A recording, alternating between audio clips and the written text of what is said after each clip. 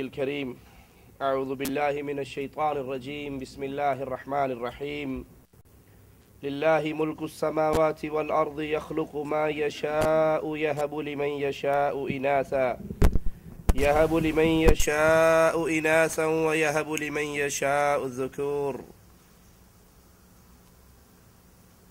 زمانہ جاہلیت میں عورت ذلت کی دلدل کے اندر گری ہوئی تھی۔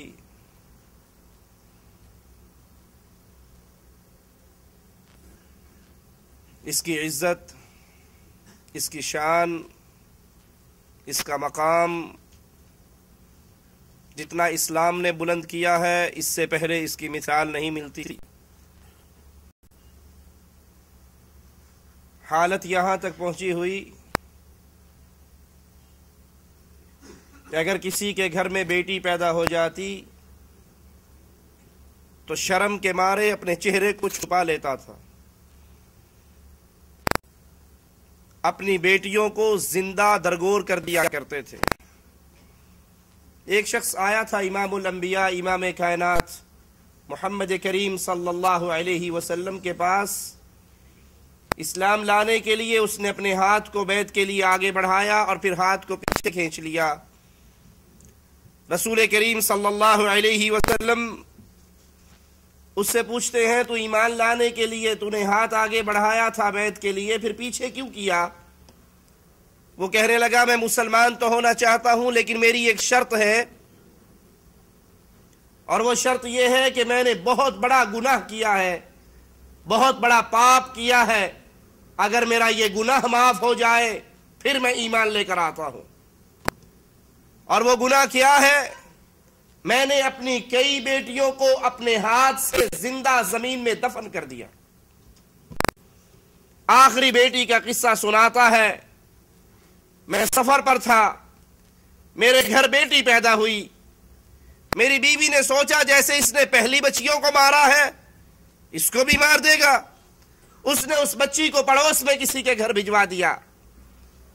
وہ آتی ہمارے گھر میں کھیلتی اور واپس چلی جاتی، یہاں تک کہ میرے دل میں اس کی محبت پیدا ہو گئی، وہ بڑی ہو گئی۔ اور جب اس نے مجھے اس کے ساتھ کھیلتے ہوئے محبت کرتے ہوئے دیکھا، اس نے سوچا کہ اب کچھ نہیں کرے گا۔ اس نے بتا دیا جس کے ساتھ وہ کھیلتا ہے اپنی بیٹی ہے، یہ تیرا اپنا لختے جگر ہے۔ کہا اسی دن سے میں نے یہ تہیہ کر لیا جیسے پہلیوں کو مارا ہے اس کو بھی اس کے ساتھ کھیلے کرتے ہوئے زمین میں گڑا کھودتا ہوں، اس کو اتارتا ہوں، پھر مارے نکالتا ہوں، پھر اتارتا ہوں۔ اسی ہے باب اس سے مذاق، اور میں اپنی بیٹی کا سائز پورا کر رہا تھا۔ اور آخری بار جب وہ اتنا تیار ہو گیا، میں نے اس پہ مٹی ڈالنی شروع کی، اور جب بیٹی کو احساس ہوا کہ میرا جسم تو جکڑا گیا، یہ کسی اور ارادے سے ہے، وہ رونے لگ گئی، وہ معافی مانگنے لگ گئی، وہ بابا بابا کی صدائیں لگانے لگ گئی، وہ کہنے لگ گئی، بابا میں تجھ سے کسی چیز کا سوال نہیں کروں گی، صرف زندگی کی بھیک مانگتی ہوں، وگرنہ قیامت کے دن میرا ہاتھ ہوگا اور تیرا گریبان ہوگا۔ لیکن اے اللہ کے نبی، میرے دل پہ اثر نہ ہوا، میں اتنا پتھر دل کہ میں نے مٹی ڈالتے ہوئے اس کو بھی دفنا دیا اور اس کی چیخوں کو بھی دفنا دیا۔ وہ چیخیں آج بھی میرے پردہ سماج سے ٹکراتی ہیں۔ جب اس نے اپنا چہرہ اٹھایا، امام الانبیاء علیہ الصلاۃ والسلام کے مبارک چہرے کی طرف دیکھا تو آقا علیہ الصلاۃ والسلام کی آنکھوں سے آنسو گر رہے تھے۔ جہالت کی یہ بیماری، اہل شرک اور اہل کفر کے دور کا یہ مرض آج کلمہ پڑھ لینے کے باوجود ہمارے معاشرے کے اندر بہت عام ہے۔ کتنے ہی وہ لوگ ہیں جو اپنے بیوی کا الٹرا ساؤنڈ کرواتے ہیں، پتہ لگتا ہے اگر پیٹ میں بیٹی ہے تو اس کا ابارشن کروا دیتے ہیں، حمل ضائع کروا دیتے ہیں۔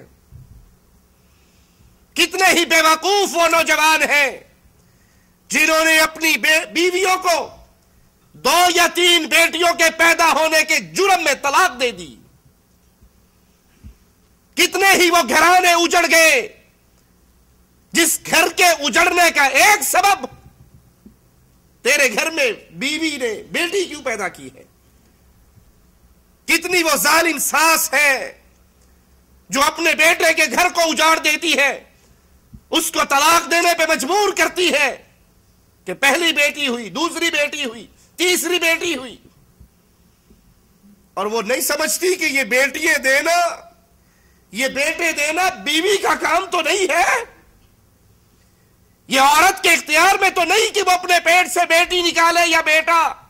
للہ ملک السماوات والارض, زمین و آسمانوں کا, آسمانوں اور زمین کا بادشاہ اللہ ہے. یہب لمن یشاء اناثا, جس کو اللہ چاہتا ہے بیٹی عطا کرتا ہے. وَيَهَبُ لِمَن يَشَاءُ الذُّكُورَ, جس کو چاہتا ہے بیٹے عطا کرتا ہے. اور 3 دن پہلے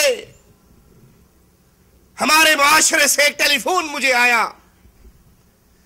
جس کو سننے کے بعد طبیعت بے چین ہو گئی اور مجبور ہو کر بیٹی کی عظمت کو بیان کرنے کی ہم نے ٹھان لی. فون پہ کہنے والے نے کہا ہمارے پڑوس میں ایک گھر میں لگاتار 6ٹھی بچی پیدا ہوئی. لڑکا نہیں تھا, بیٹا نہیں تھا, 5 بیٹیاں تھی اور اب 6ٹھی دفعہ بھی بیٹی ہی پیدا ہوئی. باپ اتنا پتھر دل, باپ اتنا ظالم, اس گندے معاشرے کے اندر گندی سوچیں اس کے دل و دماغ میں ایسی بسی ہوئی. اس نے پیدا ہوتے ہی جب پتہ لگا بیٹی ہے, اس پیدا ہونے والے پھول کا گلے کو دبا کر مار ڈالا.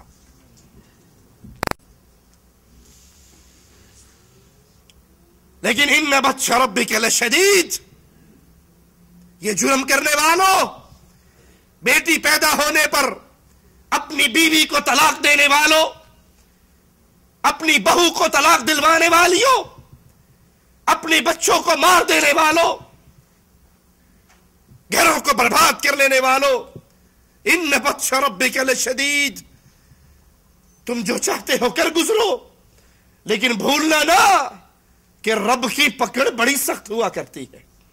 یہی ظالم جس نے اپنی 6ٹھی بیٹی کو گلا گھونٹ کے مار دیا, تیسرے ہی دن ایکسیڈنٹ ہوا اور یہ بھی مر گیا. اللہ کی پکڑ بڑی شدید ہے. اللہ جب کسی کو پکڑنے پر آ جائے اس کو کون چھڑا سکتا ہے. آئیے ہم اللہ کے قرآن کی جو آیت پڑھی ہے اس پہ غور تو کریں. شریعت اسلامیہ کے مسائل پہ, شریعت اسلامیہ کے دلائل پہ عقل کی کھڑکیوں کو کھول کر, دل کے دریچوں کو وا کر کے سوچیں اور دیکھیں. اللہ کی شریعت میں بیٹی عار ہے, بیٹی ذلت کا سبب ہے, بیٹی بدنامی کا سبب ہے, بیٹی پیدا ہوتے ہی مر جانے کا حق لے کر آئی ہے, یا بیٹی پیدا ہوتے ہی ماں کو طلاق دلوانے کے لیے آئی ہے. للہ ملک السماوات والارض, آسمانوں کی بادشاہت, زمین کی بادشاہت اللہ کے لیے ہے. یخلق ما یشاء, جو چاہتا ہے پیدا کرتا ہے. یہب لمن یشاء اناثا, اگر آپ کے دل میں یہ ہے بیٹا عزت والا, بیٹا پیدا ہونے پر خوشی اور بیٹی کے پیدا ہونے پر غم, اگر بیٹی اتنی ہی پیاری ہوتی, بیٹے کی شان اتنی ہی زیادہ ہوتی, آؤ قرآن کی آیت بول بول کر بیٹیوں کی عزت کو 4 چاند لگا رہی ہے. اللہ نے کہا یخلق ما یشاء, وہ جو چاہتا ہے پیدا کرتا ہے. یہب لمن یشاء اناثا, جس کو چاہتا ہے بیٹیاں دیتا ہے اور جس کو چاہتا ہے بیٹے دیتا ہے. بیٹی اور بیٹے دینے کا شریعت میں, قرآن میں جب ذکر آیا تو اللہ نے پہلے لڑکیوں کا ذکر کیا ہے, لڑکوں کا ذکر بعد میں کیا ہے. پہلے بیٹی کی بات سنائی ہے. کیوں؟ تاکہ اہل جہلیت کو پیغام مل جائے، جس چیز کو تم حقیر سمجھتے ہو، گھٹیا سمجھتے ہو، جو چیز تمہارے نزدیک گری پڑی ہے، آر کا سبب ہے، اللہ کے نزدیک ذکر کرنے میں وہ مقدم ہے. اللہ اس کا ذکر پہلے کرتا ہے. بیٹیوں کا ذکر پہلے ہے، بیٹوں کا ذکر بعد میں. علامہ ابن قیم رحمہ اللہ فرماتے ہیں میرے نزدیک اس کی حکمت یہ ہے کہ اللہ نے بیٹیوں کو مقدم کیا، ان کو اہل جہلیت نے مؤخر کرتے تھے. گویا یہ بیان کرنا مقصود تھا کہ تمہاری طرف سے نظر انداز کی ہوئی یہ حقیر چیز اللہ کے نزدیک مقدم ہے. بیٹیوں کی پیدائش پہ منہ لٹکانے والوں، بیٹیوں کی پیدائش پہ افسردہ ہو جانے والوں، بیٹیوں کی پیدائش پہ اپنی بیوی کو مبارکباد نہ دینے والوں، بیٹیوں کی پیدائش پہ منہ چھپا کے گھر آنے والوں، یہ صفت مومنوں کی نہیں ہے، یہ صفت کافروں کی ہے. آئیے اللہ کی کتاب سے پوچھتے ہیں. وَإِذَا